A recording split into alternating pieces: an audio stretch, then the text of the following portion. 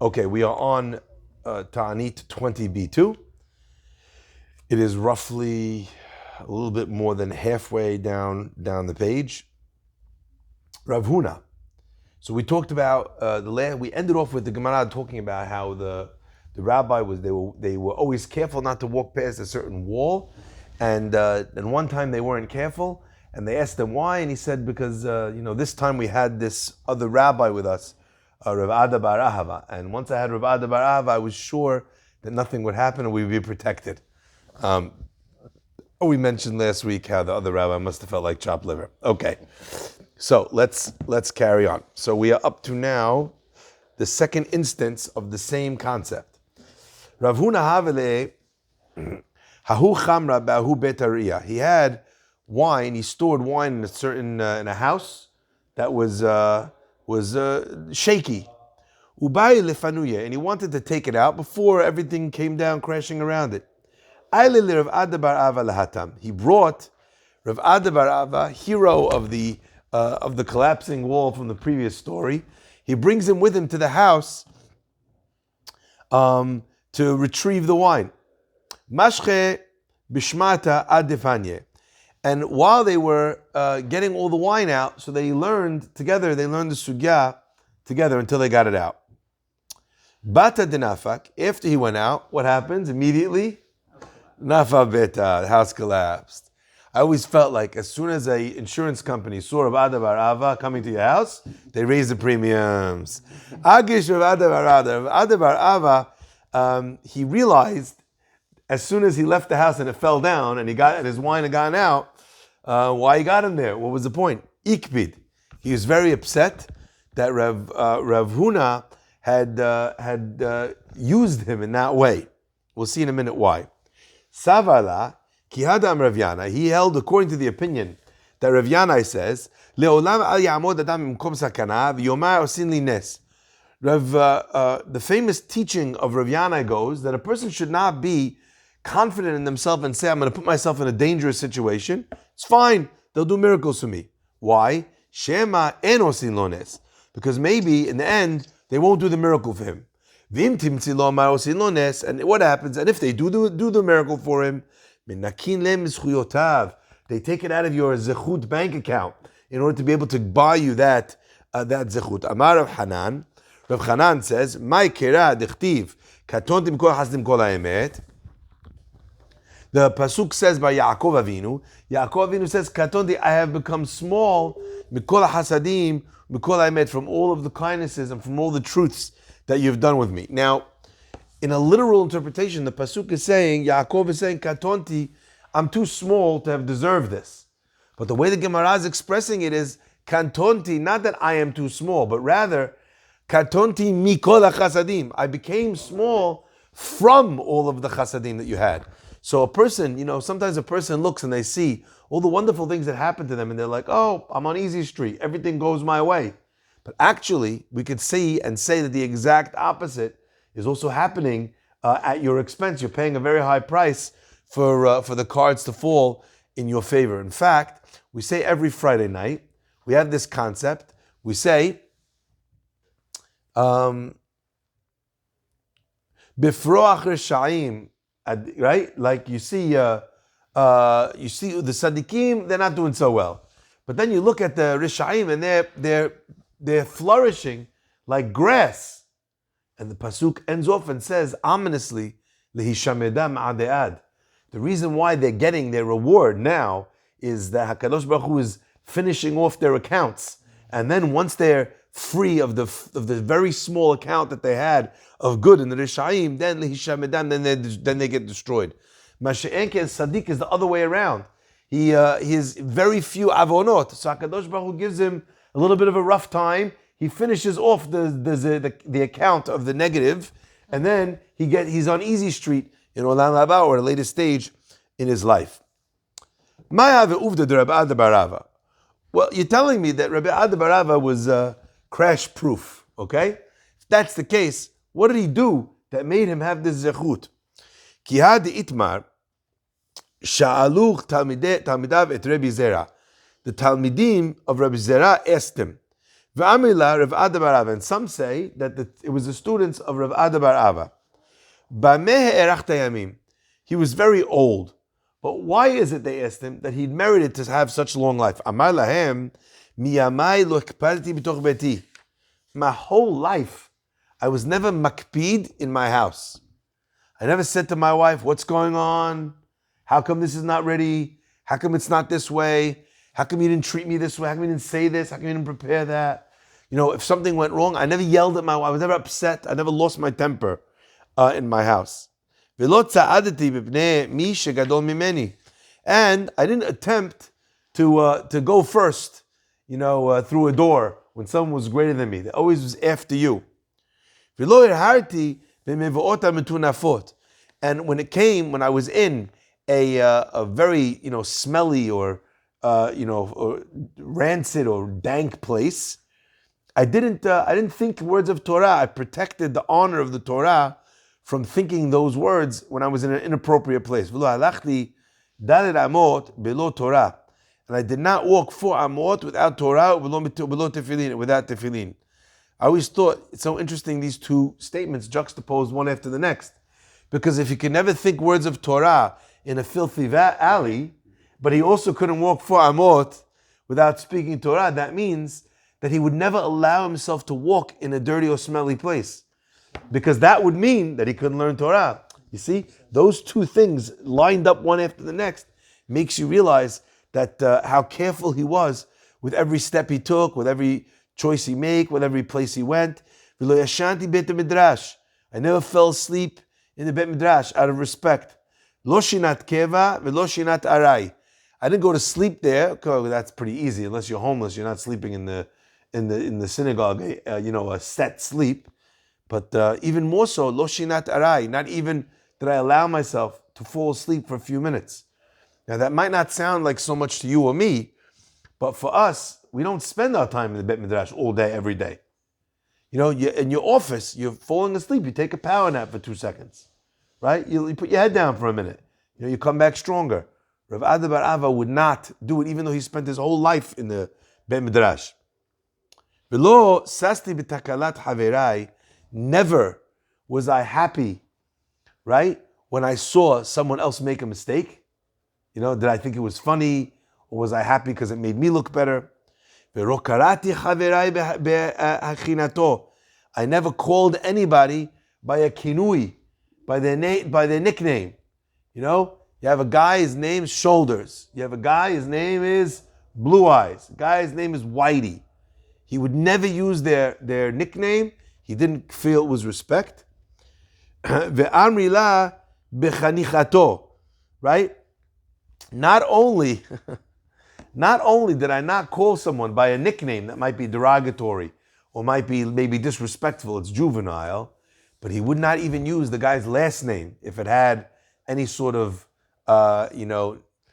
negative implication or statement. So these types of things, this care and concern for the way he lived his life made his life so valuable. If every moment, if every decision was valuable in his eyes, Borei Olam also said, that's how precious life is to you, let me give you more of it. I always think to myself when you have students that are asking, I just imagine, not the question of the students, and not the answer of the rabbi. You know what I imagine? What was the reaction of the students after the rabbi gave them the answer? What were they looking for? They were looking for him to say, I said Ashrei 3 times in a day. Right? They were looking for, exactly. I made tzitzit out of fat strings, I made sure always to eat the crumbs of the challah. That's what they're looking for. Then he gives them an answer, which is, if you lived 5 lifetimes, you wouldn't live a lifetime like he describes. No, this is the way to live life. Right? Remarkable. One, let alone all of them. Amazing. But again, my point is that all of us, there's a famous line. They say, Vilna Gaon was very, very famous for studying non-stop, for being one of the most erudite Torah scholars that there was. And one of the rabbis bemoaned, he says, everybody wants to become the Vilna Gaon in one night. and we also want to sleep that night. You know, hard work, perfection, zechuyot, it's not something which is easy. There's no shortcuts to being a good person. Okay, let's carry on. Now, we're up to now, Amar le Rava le Rafram bar Papa. Rava mentioned to Rafram bar Papa, Lema lan mar, mehani mili ma'aliyata dahave ave Rav Huna. So Rafram bar Papa was a person who knew Rav Papa he knew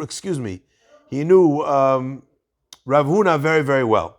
So he said, tell me a little bit about Rav Huna. What was great about this man? So he told him, Biankute lo dechirna, bisibute dechirna.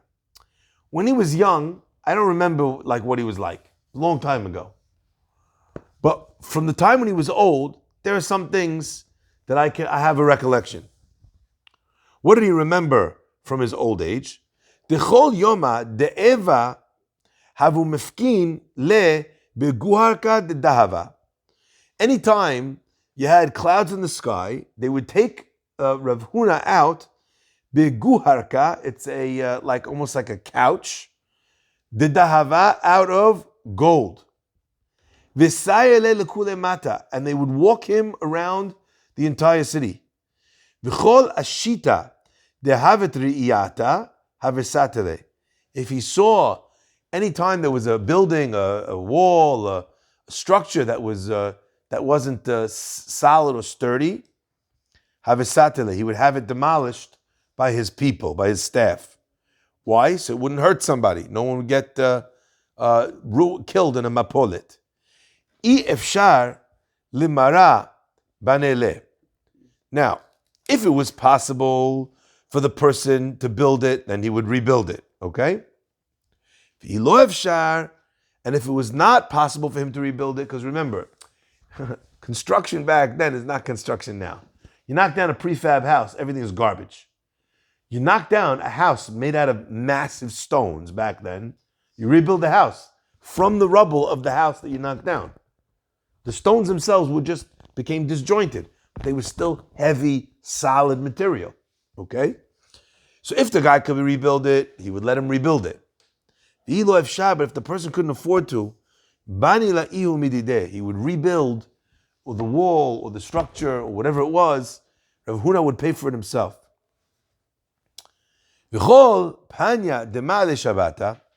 Every time before Shabbat, he would send one of his people to the marketplace. Anything that was left over to any of the gardeners, he would buy up all of their goods. He didn't need them. He would chuck them out, throw them in the river. Okay?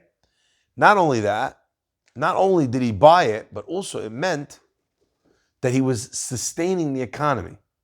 Even today we have this principle of taking vast amounts of corn or vegetables or whatever, and they would set it on fire, because that was the way that you created a demand in the market, so that the people, they were bringing, I just actually saw a post today, Target is having big sell-offs now, because what they're trying to do is they're trying to get rid of all their old stock before they come to the new stock that's coming up ahead of time. The letter to the vendors is not a nice letter.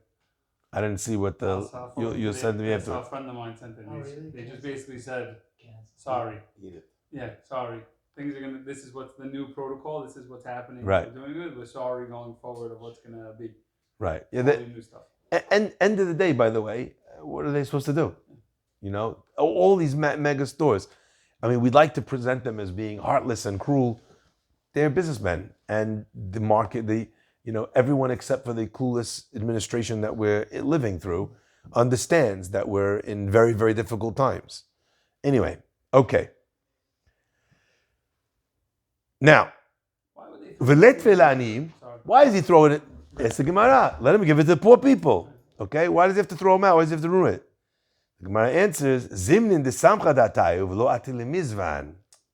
Rav Huna understood that if he started giving out, buying up all the leftover stuff at the end of the day and giving it out, what happens? Week 1, they buy. Week 2, nobody buys anything. They know Rav Huna is going to give me from the leftovers. Okay, and he destroys, and he'll destroy the market. The Gemara says, okay, fine. So why are you throwing it in the river? Give it to an animal. Right? The animals don't know the difference. He held that if you have food which is fit for a human being, you don't give it to animals. It's not kavod for that kind of a food. All right? And therefore, it's almost as if HaKadosh Baruch Hu gave you something that was pristine, designed for human beings, and what are you doing?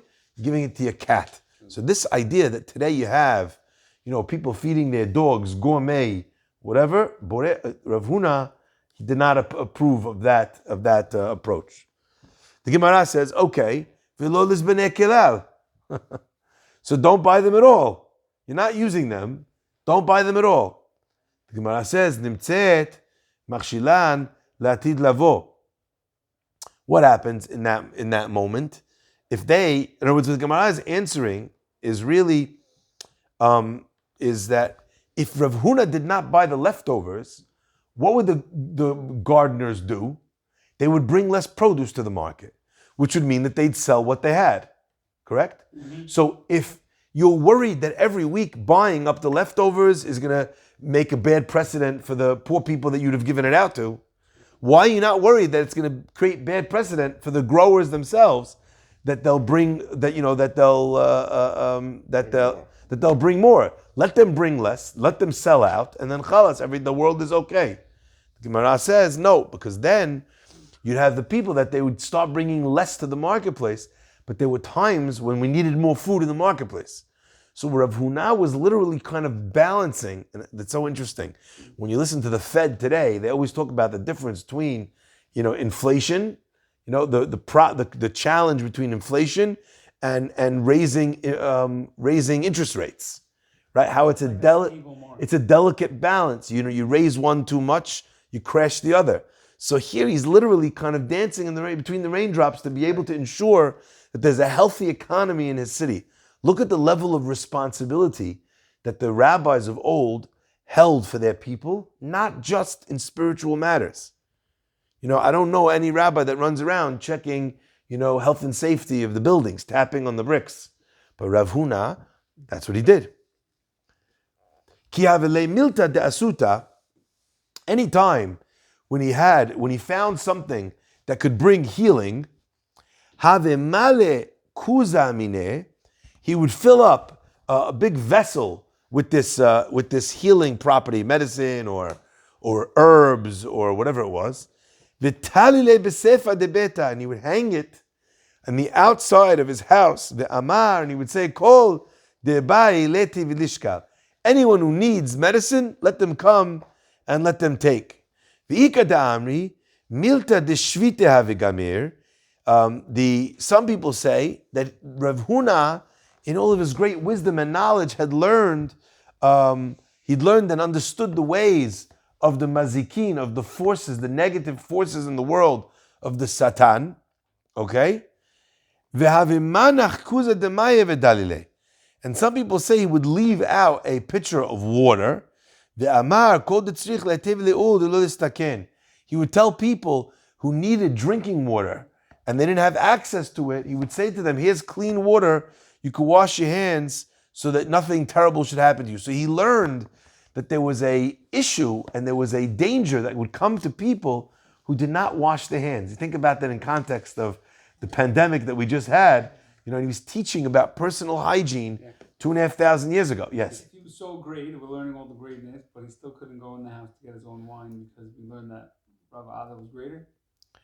Either that means that Rav Ada bar Ava was greater, or like the Hidush we said last time, you need the extra goods. The third interpretation that I have is that Rav Huna was great enough himself, or maybe even greater, but Rav Huna's humility did not allow himself to think that way about himself. Okay? Good wine. Sorry? Must have been good wine. Yeah. Kihave kirach rifta, when he would eat bread, have patach levave, he would open up the door. Ve'amar kol man detzrich letev lechol. Anyone who's hungry, come. I'm eating bread now. It's time for the bread. Okay, and the people would come and they would eat from him. Amar Rava, kulu matzina mekaima. All of these I could have done. Lebar meha, except for this. Lo matzina leme'evad. Except for the last one where he would invite everyone to partake and take all of his food. That I can't do. Sharing all your ekels is different. When you're sharing medicine, who's going to come? Sick people. Only sick people. When you're sharing, how do you call it? Best practice, wash your hands. Who's coming? People come wash their hands. But here you have a limited amount of food. You open the door, tell everyone to come eat. What's going to happen? Everyone will come eat. Rava said that I'm unable to copy. Mishum dinefishi b'nei chela de mechuza. Because there's so many people in the city. Rava lived in Mechuza. There's so many poor people in Mechuza that they would absolutely eat everything that I had. Now, it seems clear from the answer of Rava that Rava is saying either of two things. Either I would do all those things, including this one, if I lived somewhere else. I happen to live in a very poor town. Okay? Or that Rav Huna, I could do all those things because I could do them. I don't have the money to be able to pull off what Rav Huna has, right? Because in the city, even if Rav Huna lived in the same city, Rav Huna would be able to do it because of his great wealth. Now, it's actually quite interesting to chart the trajectory of this man, of Rav Huna, because aside from the great righteousness and care and concern, what he's doing required a lot of money. The Gemara tells us elsewhere that Rav Huna was actually very poor. He'd be so poor if he went to the town on He was so poor that there was one week where he didn't even have money to be able to make kiddush. Gemara says he didn't have money to buy wine or grape juice, and that was a mitzvah that was very important to him, to be mekadesh Shabbat al hayayin. So he sold his belt, got a couple dollars, went out and bought wine. And now his pants are falling down. So what did he do? He got reeds, and he tied reeds around his waist, and that held up his pants. Okay? He comes to the Bet Knesset. His rabbi sees him, he's wearing pants, and he's got reeds. He's got a reed belt. All right? See, today, if a guy walked into the knesset with a reed belt, you'd be like, oh, that's sharp. That must be the new item. Next thing you know, 40 guys in the shoe wearing reed belts. Right? Back then, they were not insane people. They saw you wearing reeds around your waist. They tell you, you're Mejnun. Okay? They didn't live in the world that we live in. So he says, what are you doing? So Rav Huna tells him about the mitzvah that he's got. And he explains that he needed to fulfill the mitzvah properly. He had no choice. So his rabbi gives him beracha. His rabbi tells him, I bless you. Who's Rav Huna's Rebbe? Rav Huna's Rebbe was Rav. He says, I bless you that you should be so wealthy that you're completely covered in silk. Silk was at the time very rare, and it was considered an object only the royalty had. He said you should be covered in silk. Anyway, Rav Huna, in this story, eventually becomes incredibly wealthy. Wildly so. His wine, the Gemara says, turns to vinegar, and the price of vinegar goes higher than wine. Like he can't lose. All right? He becomes so wealthy, he outfits his whole family. The Gemara says he throws a wedding for his family. Rav Huna was very short. So he was tired on the day of the wedding, so when everyone's coming for the pictures, Yani, he goes to sleep on one of the couches. He was so short, so small, they didn't see him. So his daughters and his daughters-in-law and his wife, they started when they were coming in, they were taking off their silk coats and throwing on the couch. Rav Huna woke up and he found himself completely covered in silk. He goes back to the rabbi and he tells him, Rabbi, your beracha came true. I was completely covered in silk. And Rav got very upset at him. He says, when I gave you the beracha, you remember we learned this in the Pele Yoetz, how come you didn't say, V'chen lemar? I blessed you, you should have said, you too, Rabbi. Oh, wow. Because clearly that was a time of beracha v'ratzon. And if you'd have said, you too, Rabbi, I also would have been wealthy. Wow. So we learned, first of all, the idea of the reciprocal blessings. But indeed, beyond that, I think what's important is to remember that Rav Huna, he came from the streets. He was poor himself. So when someone like that eventually makes the money, so there's two roads they could take. Either they remember what it was like and they become the most magnanimous and generous givers, or they want to put so much distance between them and the world that they came from that they spend their new money throwing it around, making sure everyone knows exactly how wealthy they are. So it's interesting to see how you hold up one part of Rav Huna's story, right, to the second part. That was the prequel to the Gemara here. Okay. Ilfa v'Rabbi Yochanan havu garsi be'oraita. Ilfa and Rabbi Yochanan were studying Torah together. Dechika milti tuva. Things were really, dechika means they were pressured, they were tight. Amri nekum v'nezel v'ne'eved iska. Let's go do something. We'll go do some sort of business together. Unikayim b'nafshin efes kilei b'chayvyon. And if we do that, then we will find the element of beracha in the pasuk, where the pasuk says there should be no one who's poor amongst you. Azlu otve tote guda ri'iyah. Anyway, they went, and while they're traveling, they're trying to find some business to do. They sit down under guda ri'iyah, under this wall that's unstable. Havu kakarche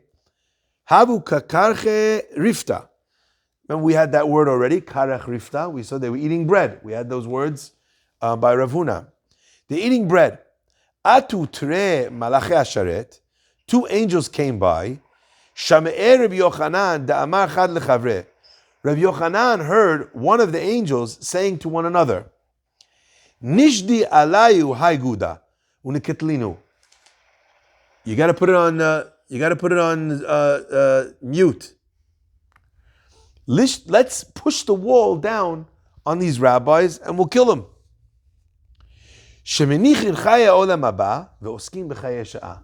They're leaving behind the business of the world to come, ya'ani the Torah that they're learning, and they want to go into the chaya olam hazeh, the life of a temporary, concerns of a temporary life. Amale idach shavkinu. But the other angel says, no, leave them alone. Because one amongst these two rabbis, could you imagine the tension after they hear this line? So one amongst these two rabbis, and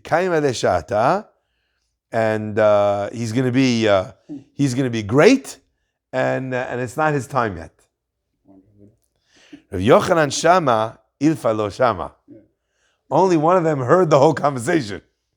So the other one didn't merit to hear the angels. Yochanan Shama ilfa lo shama. Amar le Rabbi Yochanan le ilfa shamar mar midi. Did you just hear anything? Amar le lo. He said no. Amar midi shame ana the ilfa lo shama. If I heard and he did not, shma minad lidi kaimali sha'ata. Things are gonna really pick up for me. And that's soon to come. So what does that mean? If he's going to become such a great leader, such a great Torah scholar, Rabbi Yochanan says, you know what? Forget it. I'll suffer in poverty a little bit longer until I become the Gadol Ador. Amar Rabbi Yochanan le'ilfa. Rabbi Yochanan says to Ilfa, Ihadar ve'oki benafshai ki lo yechtal evyon mekerev haaretz. You know what? You went and you're going to fulfill the pasuk that says, Efes kiluyeh b'cha evyon, that there won't be poor people amongst the people. And I'm going to go back to the Bet Midrash and I'm going to fulfill the pasuk that says, Ki lo yechtal evyon mekerev haaretz, for there will never cease to be poor people amongst Am Yisrael. Ad de'ata ilfa, okay? Rabbi Yochanan hadar, ilfa lo hadar. Yochanan returned, Ilfa did not go back. Adata Ilfa, by the time Ilfa came back from his business trip, Malich Rav Yochanan, they appointed Rav Yochanan to be the king, yani, of the yeshiva, Rosh Yeshiva.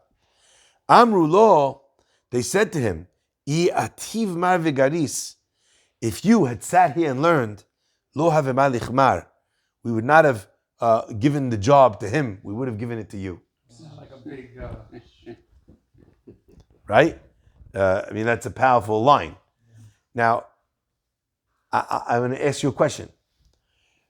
Before Ilfa would have gone back, the statement was issued by the Malachim, right? Rabbi Yochanan heard it. Ilfa didn't hear it. How could they have said to him, Ilfa, if you'd have stayed, you'd have been the one? Right. Rabbi Yochanan was already, was on the inside track before. Yeah. You know what the answer is? Rabbi Yochanan didn't tell anybody. He didn't tell anyone about this conversation. So nobody knew that. Right? He just went back after having heard it. He went back, they appointed him. But the people, they didn't know. So they thought that, it could have been Ilfa, but it wasn't going to be Ilfa. Okay? Azil. The people said it to Ilfa. It wasn't really, it wasn't really. No, Shamayim didn't say that the to people Ilfa. said it. The people said it. Okay? Let's carry on. Now, Azal, Tala Nafshe Be'askaya Desfinta. He went to the top of a ship, all the way at the part where it's very difficult to balance, and he was balancing himself there. Amar, and from that precarious position, he said, There's anyone here that can ask me a question in any of the Braitot of Rav Chia and Rav Oshia, and I can't show where the halacha comes from in one of the I can't show where that comes from in a Mishnah. Okay? Nafilna me'askaria disfinta v'tavana. I will throw myself off of the mast of the ship and I'll drown.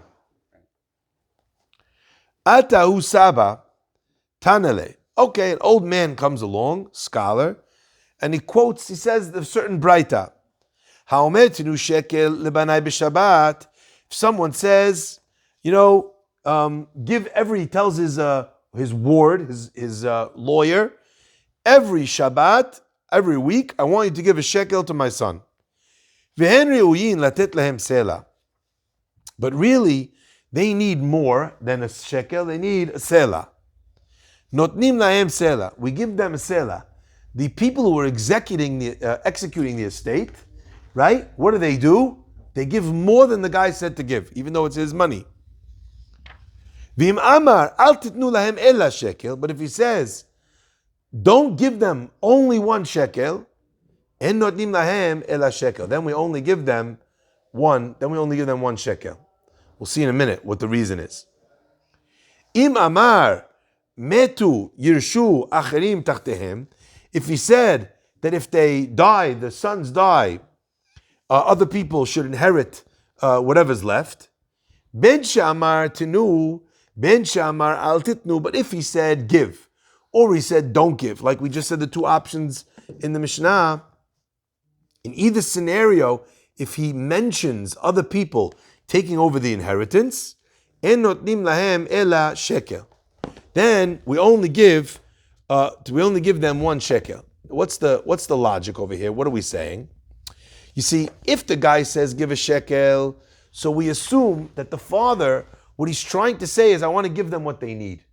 Right. Now there's inflation. Now Biden's the president. A shekel doesn't go as far as it used to. Right? What are we going to do? You give a shekel. Because the dad, his intention the whole time, what was it to do? His intention was to give them what they needed.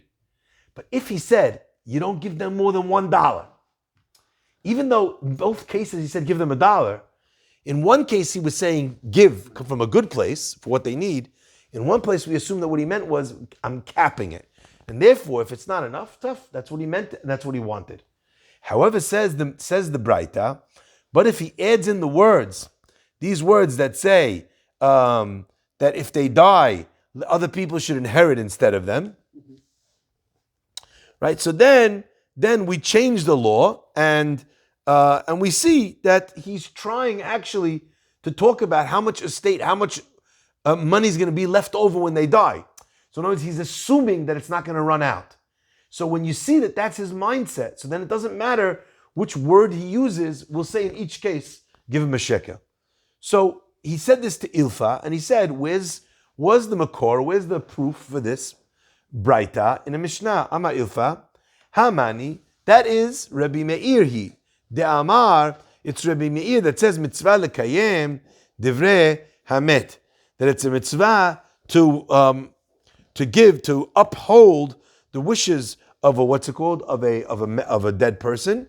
And what we're saying over here is that why is it communicate? How is that communicating the concept? Because it says mitzvah lekayem divrei hamet.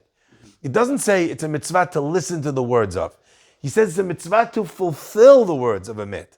So therefore, it's not just telling you to be a literal translator of the words of the person who passed away, but rather someone who attempts to fulfill the inner desire of his last will and testament. So you see, Ilfa was able to, at a drop of a hat, explain and cross-reference the world of Braitot with the world of Mishnayot. So even though Ilfa was perhaps not as great as Rabbi Yohanan, still he was tremendously great in his own right. Baruch Adonai Le'olam.